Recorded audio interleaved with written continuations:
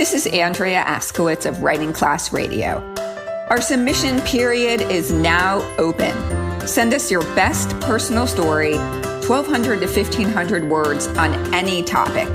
Please check our submission guidelines at writingclassradio.com. We pay.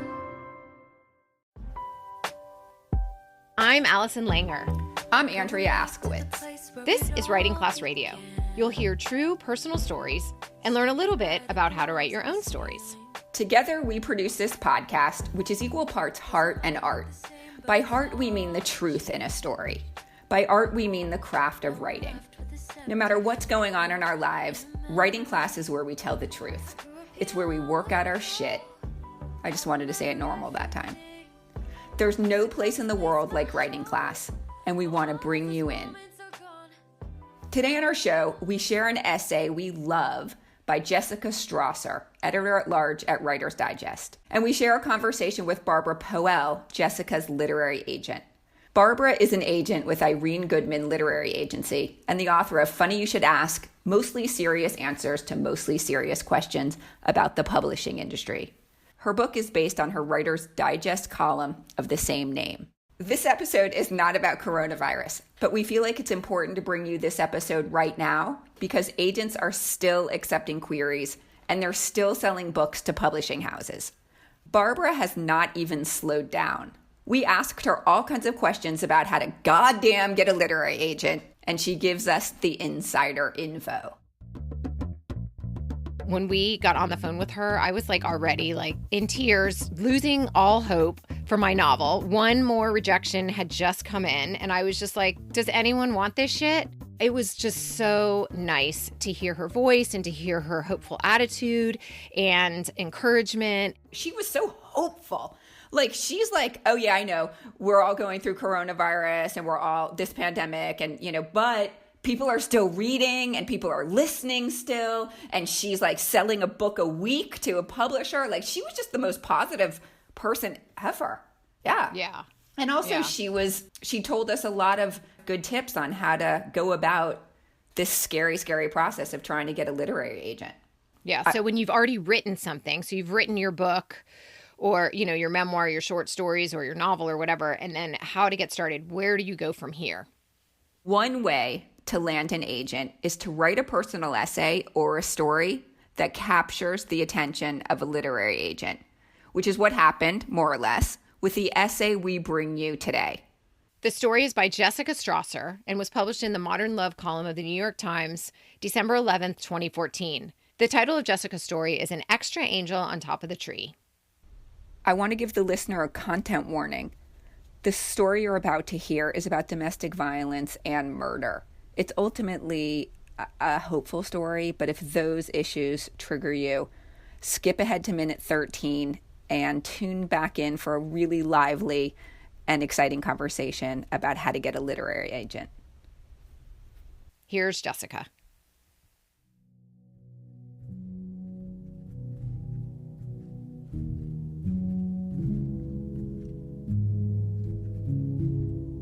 I told myself I wasn't being rude when I bowed my head and ignored the man standing outside his pickup truck next to what I assumed was his child's grave. After all, cemeteries are not for socializing. This was several years ago, on the Sunday after Thanksgiving, the kind of bone-chilling, dismal Ohio afternoon that makes you dread the bleak winter to come. But I hadn't even thought far enough ahead to be dreading the long slog of winter. I was too busy dreading Christmas. Any other year, I would have been in full holiday mode by then, singing along to carols in my car, rushing out for seasonal beer and pre-spiked eggnog, and nagging my husband to be first in line at the Christmas tree lot. But not anymore, and maybe not ever again, because the previous Christmas Eve, my best friend, college roommate, maid of honor, and the closest thing I had to a sister, had been killed in the middle of the night by an abusive ex-boyfriend who attacked her in the house where she lived alone. Only hours earlier, she and I had been baking Christmas cookies and sipping Riesling in my kitchen. Her ex was a man I had never much cared for, but had welcomed into my home more times than I could count, served food and drinks on the very plates and glasses I still had to use, and even one day after playing doubles in tennis, gently assisted with a bandage and ice to heal a fresh wound. Other than him, I was the last person to see her alive, which placed an extra weight atop my grief, almost a responsibility. How did she seem? People asked. Was she in a good mood? What did you talk about? I played the day over and over in my head, fruitlessly searching for any small thing I could have done or said that might have changed what happened. Holidays can be laced with emotional triggers, even when no trauma is involved. In my case, as the first anniversary of my friend's Christmas Eve death approached, I could barely stand the sight of twinkling white lights, the sound of Frank Sinatra, or, worst of all, the very idea of a Christmas tree. Local news reports had described the crime scene in detail. Her own festive tree toppled during the assault, ornaments shattered across the floor, and just like that, all my merry Fraser fir-scented memories were replaced with that one horrifying picture.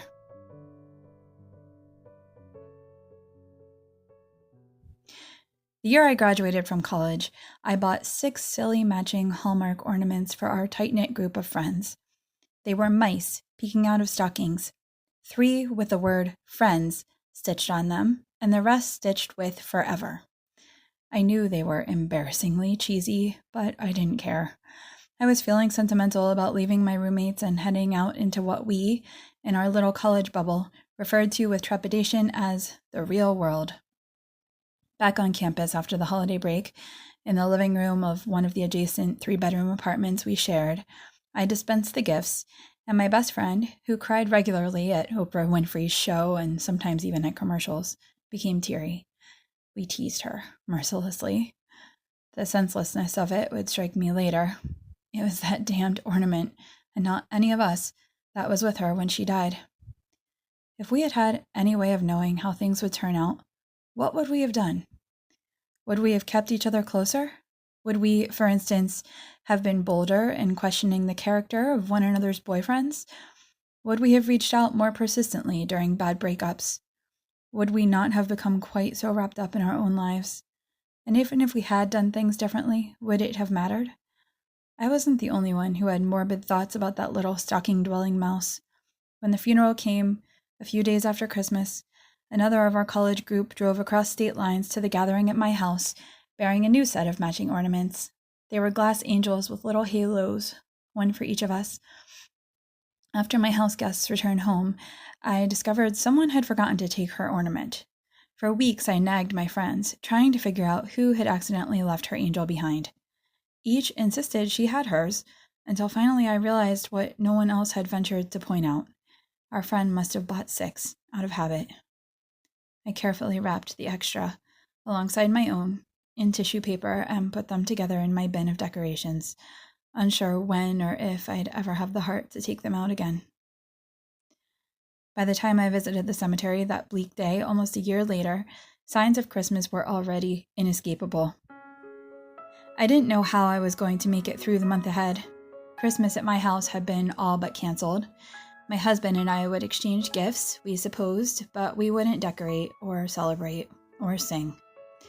But we had extended families who were not going to cancel theirs, of course, not to mention office parties, nonstop radio and television commercials, the cheerful lights adorning our neighbors' houses, and festively decorated shops.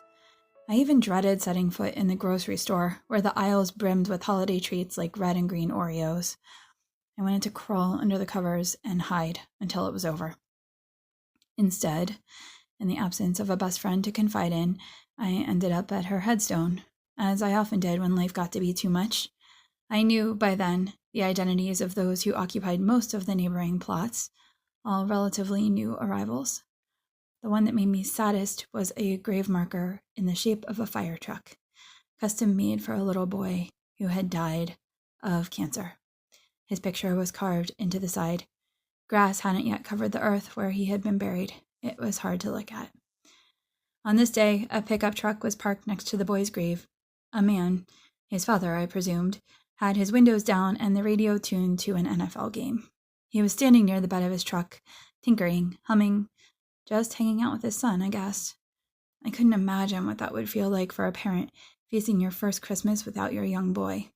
Here was someone who had every reason to be dreading the holidays more than I, and yet here he was, out in the daylight. I felt small, ashamed of my grief. So I gave him his privacy. I put my head down and carried my bouquet of flowers and steaming latte to my friend's gravesite, one row over. I lowered myself companionably to the ground, where I sat hidden behind her headstone, my view of the man blocked. I tried not to listen as the football game droned on and the man continued to tinker in the bed of his truck. I tried not to resent not being able to talk aloud to my friend in the way I sometimes did. I tried not to cry. I simply sat with her for a while, feeling helpless, and when my coffee was gone and my bones were stiff and cold, I pulled up my hood, got to my feet, and trudged to my car. As I pulled away, I don't know what made me look in the rearview mirror. The gravel road that curved around the edge of the plots was hardly a road at all. No one else was on it. There wasn't traffic to watch for, and any approaching car would have made a racket bumping along behind me. But I did look, and when I saw what the man had been doing, my foot went to the brake and my hand to my mouth. A short, plump Christmas tree had been erected on the little boy's grave. All that time, the man had been decorating it with round, colorful, glittery ornaments, and now it stood sparkling with cheer, a lone, defiant bright spot on an otherwise gloomy hillside. My friend's final resting place had a front seat at the best kind of holiday display there was, one made from selflessness, love, and hope.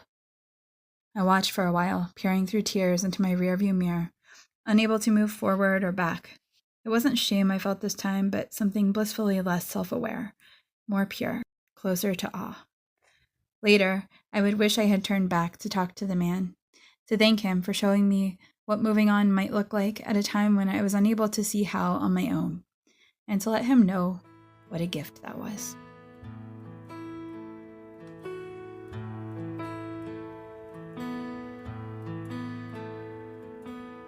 The first color I saw was green. I was an island in a sea of three-leaf clover. Whew. That story, I swear, is just fucking good. I absolutely love it. It is so beautiful. My foot went to the brake and my hand to my mouth. God damn, that is such a good line. It's so hard to convey emotion by describing what happens in the moment, and that did it perfectly. Okay, thank you, Jessica Strasser. You are my new idol. Jessica Strasser is the editor-at-large at Writer's Digest. She is the author of Almost Missed You, Not That I Could Tell, and her latest, Forget You Know Me. She's won a bunch of literary awards. Her work has appeared in the New York Times Modern Love, Publishers Weekly, and other fine outlets. So find her on Twitter at Jessica Strasser and Facebook and Instagram at Jessica Strasser Author. When we come back, you'll hear a conversation with Barbara Poelle, the literary agent who signed Jessica after reading this essay. Hey, writers. For the last 45 years, I've been going to tennis clinics to practice forehand, backhand serves. What does this have to do with writing? Well, practice, I've learned in the last 45 years, is what it takes to get good at anything. And that's why Writing Class Radio hosts a tips clinic, a writing tips clinic. We do this every second Saturday so that we can all practice going to scene, writing like we speak, omitting needless words, everything that it takes to become great, or at least better at writing. So join us every second Saturday from 12 noon to 1 Eastern Time on Zoom. To join, go to writingclassradio.com and click the link for the tips clinic. It's $10, and believe me, it's a lot cheaper than a tennis clinic. See you there.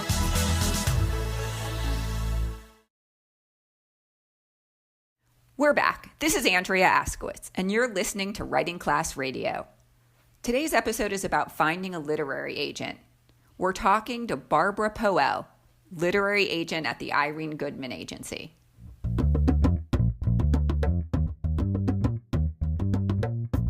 Let's get started. We have like 10 questions that we want to ask you. Sure.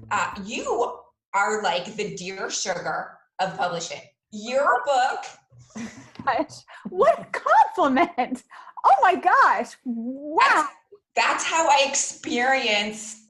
Funny you should ask. This is tiny, beautiful things for anyone who wants to get an agent and sell a book. Okay, the first thing I want to ask you is, how did you go from reading Jessica Strasser's story to signing her as a client and then book deal? Well, it is a veritable rat king of a relationship. I was approached by Jessica when she was editor-in-chief of Writer's Digest to write a column, 14 questions you've been afraid to ask a New York City agent. So the column, Funny You Should Ask, was born. And during that time, Jessica was already ably represented by another agent. However, she had mentioned she had something in Modern Love. And I read it and it rocked me. I was already in love with her as a person, her as an editor. She's so savvy. But reading that, I was like, this chick has got chops, yo. Eventually down the line, she parted ways very amicably with her representative. I said to her, hey, if you're in the hunt for an agent, send me your stuff and I'll see if I can think of someone for you. It wasn't, to me, our relationship was so, the word sacred gets overused so much, but our relationship was so sacred as like, she was my editor and we had created this column and and she really drilled into me and, really got me constructing the column in a really exciting way. And so for me, that was our relationship. So I was like, let me help you. And then when I read it, I was like, mine, like a monster.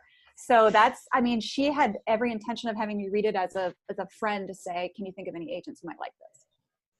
Okay, so we don't want to make this all about coronavirus, but why not? I know, just this one little question. Mm-hmm. What has changed and what will change in terms of what you are going to accept and in terms of what you're going to pitch to editors?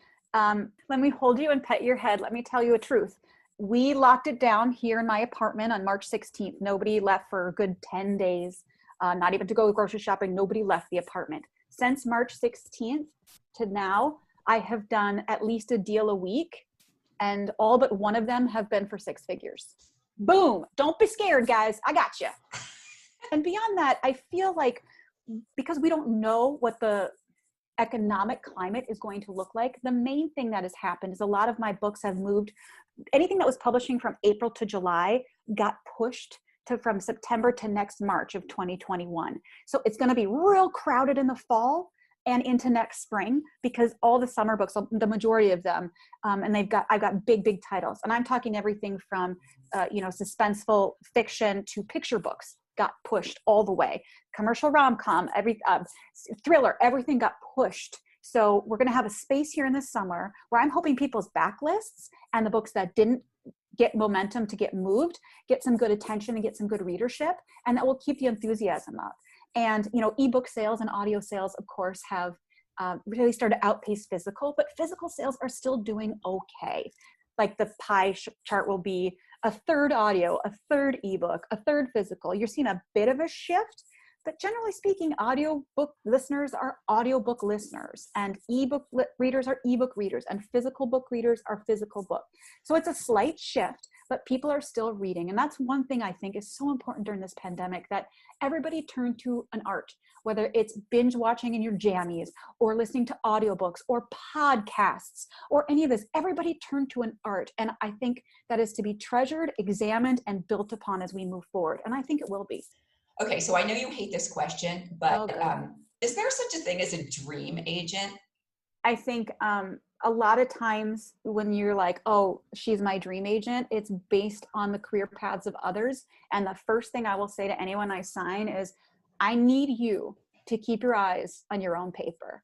I think it's one of the biggest swords and shields that a writer has, to look around to see what's working, to look around to hear what some of their contemporaries have accomplished, whether it's in sales or in publicity and marketing, or whatever. It's important to gather information, but to start having the inability to stay focused on what your career track is and keep your eyes on your own paper can be really detrimental to a career.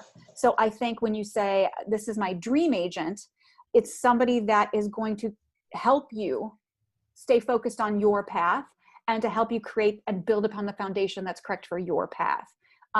I recently had an amazing conversation with an author who had been previously represented very ably, but was looking for a change in agent and in publishing house.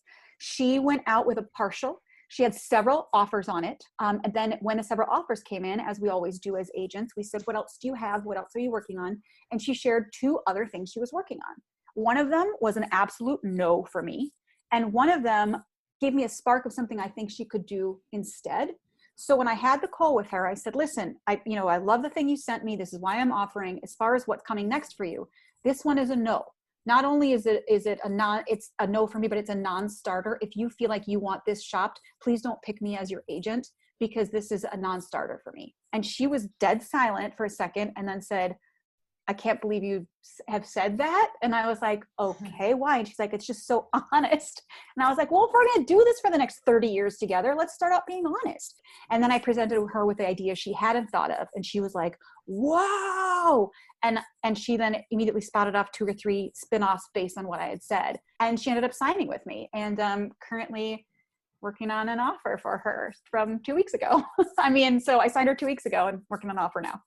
So yesterday I got a rejection that was pretty much what you're saying, except for, so the guy said, if you don't place, he actually said this is such a weird time, and he was referring to coronavirus, and he said, so I have to be very, very specific about what I choose, but if you don't land an agent with this manuscript, I'm totally open to what you have next. I just said that like 2 days ago. I just said that to somebody. I was like, and I read the whole thing. It was YA. I read the whole thing, and I was like, oh man, she had it. She had it, but then she lost the stamina, and then you could tell the B storyline fell apart, and then she had to do some kind of action, so she stuck a scene in there, and I was like, oh girl, you had it. So I said, I think you will find someone, because someone with more bandwidth might be able to go elbows deep with her and really dig out and do a revision, like a structural revision. That's what she needed. So I said, I'm pretty sure you're going to find someone who feels differently and is ready to run with you now. However, if you don't, whatever you write next, when you're done with the whole manuscript, just come back into the inbox and be like, here I am, and do something like jazz hands. So yes, that's a real thing. It's absolutely right. Yeah, it's a real thing. Okay. All right. There's hope for me yet. Mm-hmm. So I have a question. Hit me. Should we be targeting agents who represent books exactly like ours, or are they not going to pick up something else similar to their title? There's a saying we have in publishing called the same but different. So what I'm looking for is the same kind of heat and passion and fire and chewiness of the prose, probably that same subgenre, but it's not going to prevent me from signing 2 international thrillers or 2, Every Man Becomes a Reluctant Hero type suspense novels, or that, what I'm looking for is the craft of the writing. I prefer to see stuff that I know how to drive in that lane, but I'm happy to sign stuff out of my lane and work really hard, elbows out, knock on doors till my knuckles bleed on stuff that's, not in my lane either. Would you ever say, oh, I don't know that this is going to sell as a book, but maybe you should try a screenplay or something like that? Have you ever said that, or is that the case? No, I've never said that. What I have said is I have no idea if this is going to sell, but if I don't try, I will regret it for the rest of my days. It's a great story with Renee Ahdia. Her first book, the book that I signed her with, I was like, I don't think I can sell this because the genre is absolutely saturated, but I must have you. I have to have you. And I think whatever you write next is going to be, and what she wrote next was The Wrath and the Dawn, huge international, #1 New York Times bestseller. So for me, it was like, same thing with D. Watkins with his book, nonfiction, The Cook-Up. I don't know why he chose to submit to me, but I read it. And when I called him, I said, I have no business representing this. You'd be insane to choose me. This is not my lane. But if I don't have a shot at being a part of this journey, I will think about it every day until I die. And he was like, yeah, I pick you. It was so easy. Like, he was just like, and then after that, he got headhunted by everybody climbing all over him. And he was like, nah, I'm happy. And we've been together almost 12 years. So, it works out. And he's a 2-time New York Times bestseller too. So, if I have the passion, I will come at you like an octopus falling out of a redwood, just like, so yeah. Okay, here's a question I know you love. Are agents even relevant? I've never had a client ask me that. So I would say no. Like, I've never had a client say, do I need you? It's important to have that layer and that teammate. And make no mistake, are employees relevant? Because I work for you. Like, I think that's so interesting. Like, if you feel you need an employee to help you navigate, then yeah, get an agent, because I work for the author.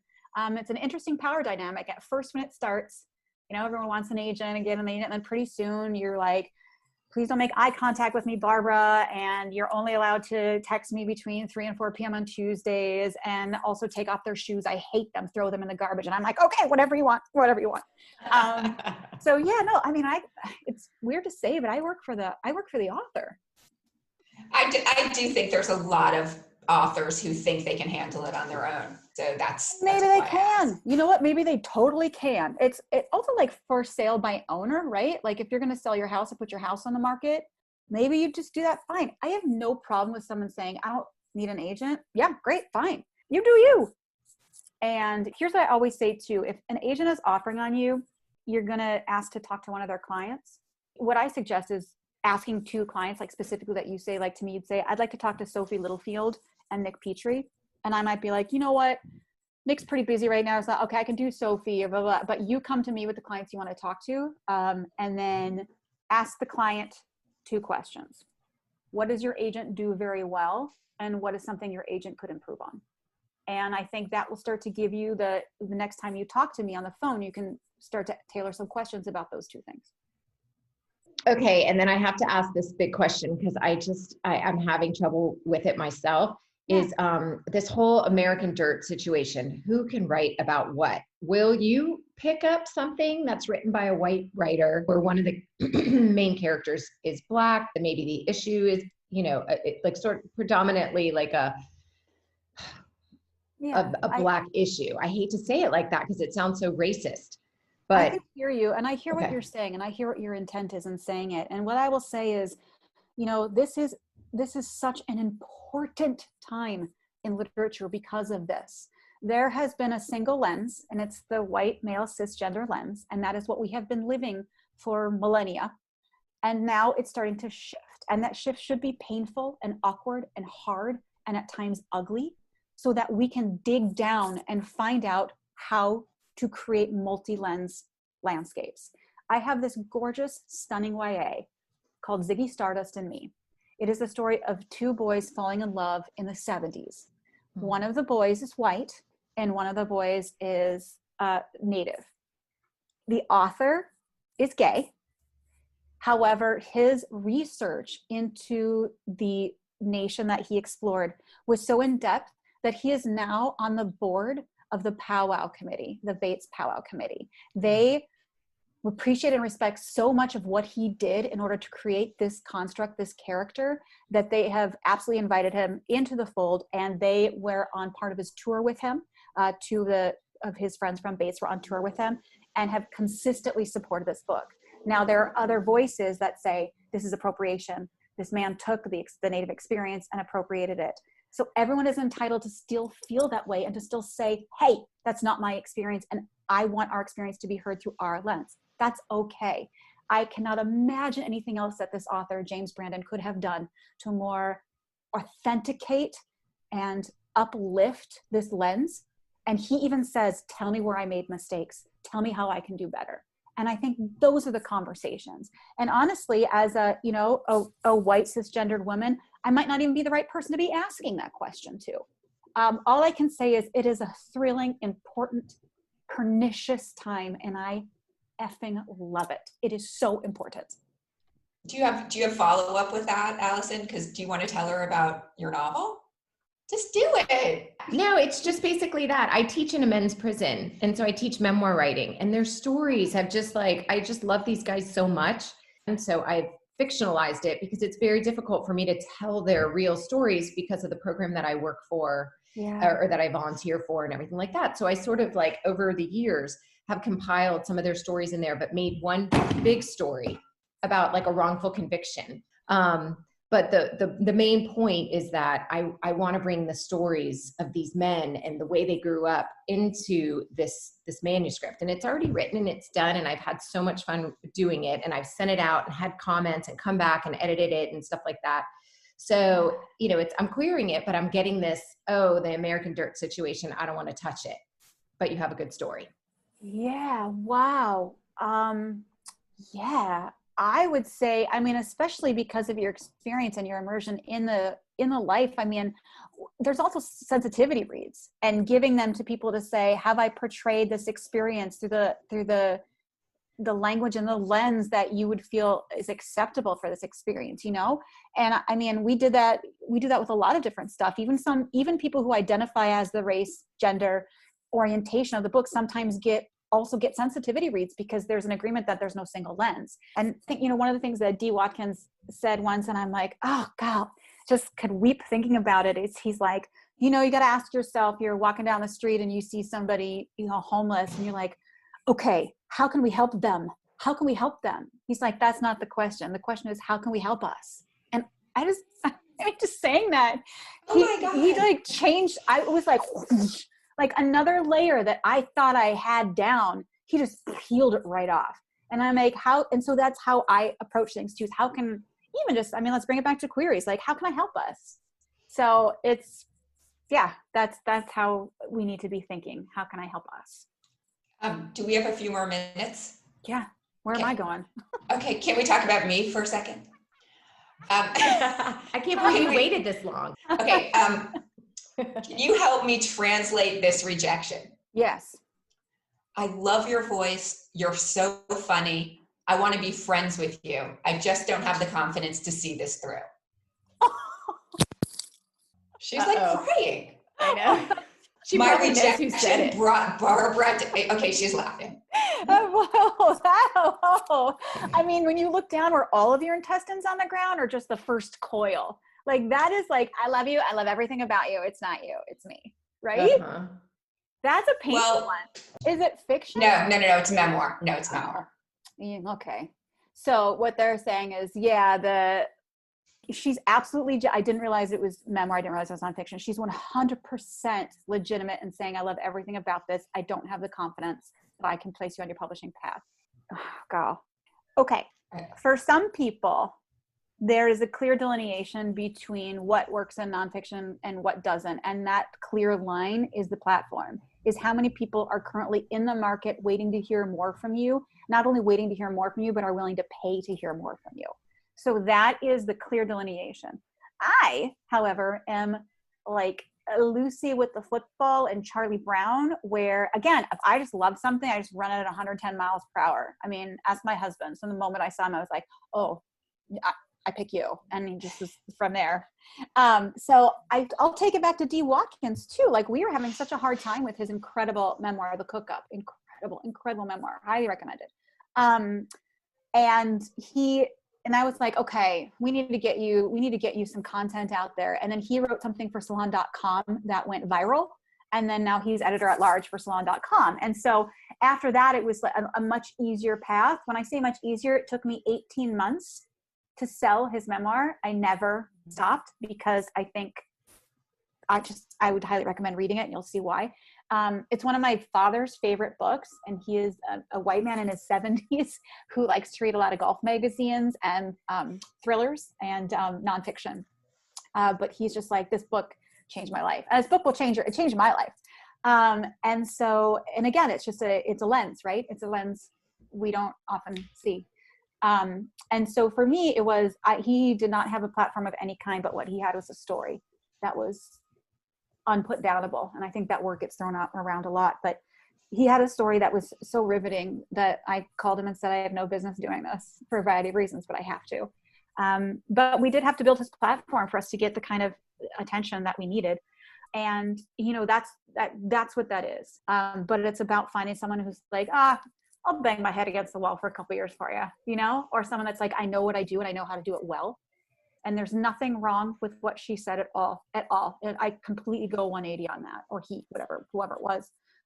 After how many rejections would you tell an author to hang it up? Oh, yeah. Or put it aside, okay, or review it, or that's whatever. Nuanced. So I'll tell you how many rejections you should have, like 35. That gives you a whole swath. And you should be going for agents that are experienced and agents that are newer with less bandwidth, because agents that are more experienced maybe make the 6 phone calls and get the deal rolling, but they don't have the bandwidth. And newer agents will have bandwidth and they can still work, and they're always, as long as they're with reputable agencies. They have the whole support staff too. But that's why I'm like, go try those guys too, man. Try the new ones. Try the ones that Publishers Weekly has just announced are newly acquiring agents. Someone fresh, invigorated, excited, someone willing to take some risks. That's how I cut my teeth starting out, as I had the force of the agency behind me. Is there anything you want to tell our listener about Funny You Should Ask, or about anything else that we haven't mentioned? And I want to tell our listener to read this entire book. It is the book you need if you want to get an agent. Gosh, that is just so cool. Thank you. I had a blast doing it. And again, I think it's half business card, half love letter, you know? And like, I think I even say this in the book. I mean, the only way to not get this is to quit, you know? So don't. Thank you so much. Really, really such a fun, awesome conversation. A pleasure to meet you. Yeah, it was a pleasure to meet you guys too. Hang in there. We'll get through it. You'll be hearing from us. Yeah. Yay! I hope so.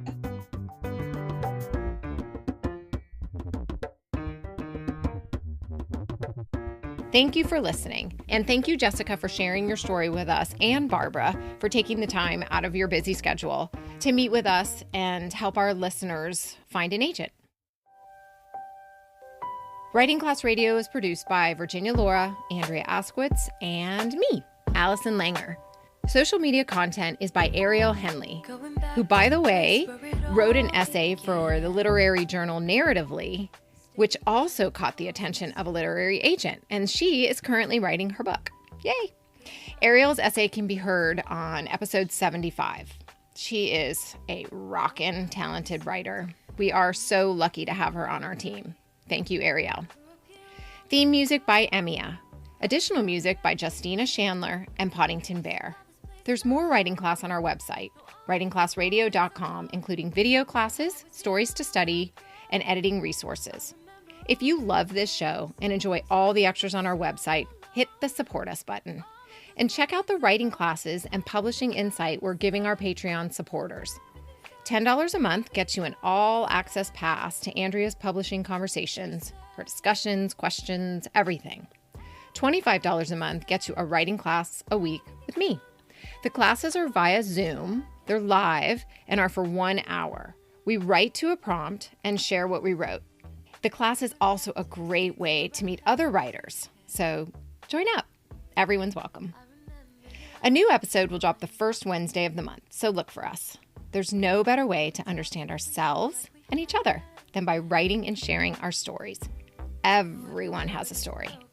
What's yours?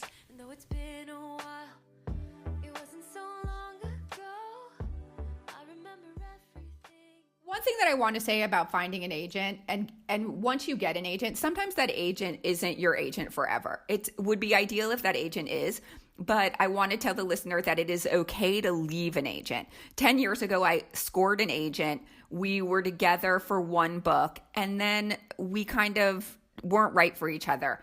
And the thing that I regret is that I didn't leave her sooner. So I sort of stayed in a bad relationship for literally 3 years, longer than I should have. And after that, I started looking for another agent, and I've gotten 25 rejections. Or maybe I don't need to say all that. I don't need to say. It was awkward. It's never mind about all the rejections I've gotten. Hi, it's Ashley and Jess with Wellness Reality Check. We are two health practitioners, moms, and best friends trying to navigate the world of holistic health in a balanced, productive way that brings health to our lives instead of dogmatic extremes. We'll be breaking down health trends, interviewing your favorite health influencers, and always keeping it real. We hope this podcast brings listeners back down to earth, providing a dose of reality in the often idealized world of health and wellness. Wellness Reality Check. Follow the show now on Apple Podcasts, Spotify, or at wellnessrealitycheck.com.